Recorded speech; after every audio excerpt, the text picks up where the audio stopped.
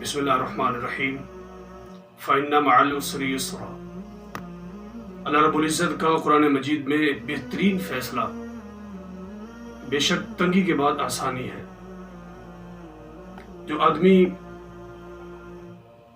تنگی کو برداشت کرتا ہے، اس پہ صبر کر جاتا ہے، اللہ تعالیٰ کا شکر بجا لاتا ہے، اس کے لیے بہترین آسانی ہے بعد میں۔ حدیث مبارکہ صحیح مسلم کی، حضرت جابر رضی اللہ تعالیٰ عنہ آپ راوی ہیں، فرماتے ہیں اللہ کے حبیب صلی اللہ علیہ وسلم آپ نے ہمیں تبلیغ کے لیے ایک قافلہ بنایا، یا کسی قافلے سے ملنے کے لیے، قریش کا قافلہ تھا، اس سے ملنے کے لیے اللہ کے حبیب صلی اللہ علیہ وسلم آپ نے ہمیں مقرر فرمایا اور ہمارا سردار بنایا ابو عبیدہ بن الجراح رضی اللہ تعالیٰ عنہ۔ حضور فرماتے ہیں کہ آپ نے ہمیں روانہ فرمایا اور ساتھ ہمیں ایک تھیلا دیا کھجوروں کا، ہم نے وہ ساتھ لیا۔ راستے میں ابو عبیدہ بن الجراح رضی اللہ تعالیٰ عنہ آپ ہمیں وہ کھجوریں تقسیم فرماتے اور ہم انہیں کھاتے۔ ایک تھیلا تھا اور 300 لوگ تھے ہم کھانے والے۔ آخر وہ ختم ہو گیا تو باری آ گئی اب ایک ایک کھجور کی۔ ابو عبیدہ بن الجراح رضی اللہ تعالیٰ عنہ آپ نے ہمیں ایک ایک کھجور دی اور فرمایا کہ اب یہ آخری توشہ تھا اور اسی پہ گزارا کرنا ہے۔ فرماتے ہیں کہ ہم چوس لیتے اور نکال دیتے، پھر اسے چوستے پھر نکال دیتے، چباتے نہیں تھے۔ اتنا صبر کیا، بھوک برداشت کی۔ فرماتے ہیں کہ ہم لکڑیوں کو جھاڑتے تھے، اس سے جو پتے گرتے تھے ہم ان پتوں کو پانی میں بھگوتے، وہ تر ہو جاتے، ہم انہیں کھا لیا کرتے تھے۔ پتے بھی کھائے گئے، اللہ کا شکر بھی ادا کیا جا رہا ہے۔ اتنی تکلیف میں ہے، تکلیف کو برداشت کیا جا رہا ہے۔ فرماتے ہیں کہ ہم سمندر کے کنارے پہنچے تو دور سے ہمیں ایک چیز موٹی اور لمبی چوڑی ہمیں چیز دکھائی دی۔ جب ہم اس کے قریب پہنچے تو ایک جانور تھا۔ فرماتے ہیں ہمیں حکم ہوا کہ اسے کھاؤ، ہم نے کھانا شروع کیا۔ فرماتے ہیں 300 لوگ تھے، ایک مہینہ ہم سمندر کے کنارے رہے اور ہم اس سے گوشت کھاتے رہے۔ اور گوشت ہم جب اتارتے تھے تو ایک تگڑے اور موٹے بیل جتنے ٹکڑے ہم اس کے گوشت کے نکالتے تھے اور ہم انہیں کھایا کرتے تھے۔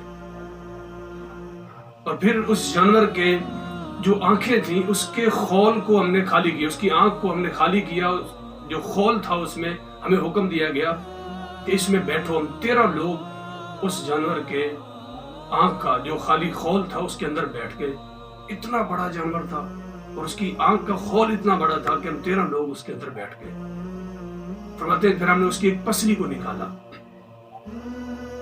اور اس کی پسلی کو ہم نے ایک حصہ، ایک اس کی نوک جو ہے زمین پہ اس طرف گاڑ دی، دوسری اس طرف گاڑ دی، جیسے خیمہ لگایا جاتا ہے۔ فرماتے ہیں کہ پھر ہم نے قافلے میں جو سب سے بڑا اونٹ تھا اسے نکالا اور جو اس قافلے میں سب سے لمبا آدمی تھا اس کو نکالا اور اسے اونٹ پہ سوار کیا اور اس کے ہاتھ میں نیزہ دیا اور فرمایا کہ اس پسلی جو لگائی گئی ہے اس کے نیچے سے گزرو۔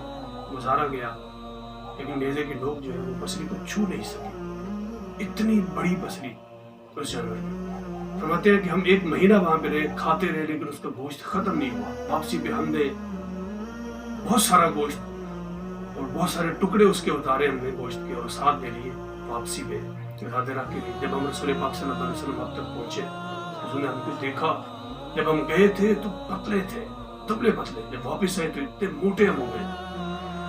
صحابہ کرتے ہیں اللہ کے حبیب صلی اللہ علیہ وسلم کو پورا قصہ سنا دیا گیا، پورا واقعہ سنایا گیا۔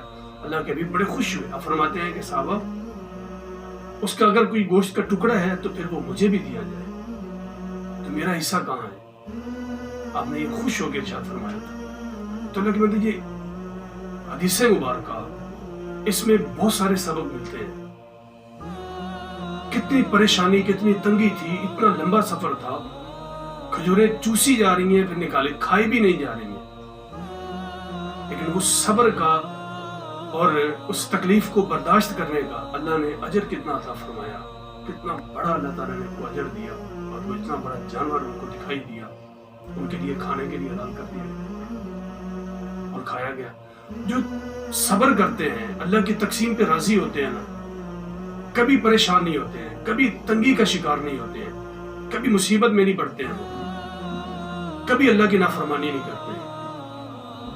اور جو ذرا سی مصیبت پہ ڈول جاتے ہیں، اللہ کی نافرمانی پہ اتر آتے ہیں، جبکہ اللہ خود فرماتا ہے کہ بھائی تنگی کی بہت آسانی ہے، جو تکلیف برداشت کر جاتا ہے پھر اس کے لیے میں آسانیوں کے راستے کھول دیتا ہوں۔ جو بندہ میرے امتحان کو پاس کر لیتا ہے تو پھر اللہ فرماتا ہے اس کے لیے میں آسانیوں کے راستے کھول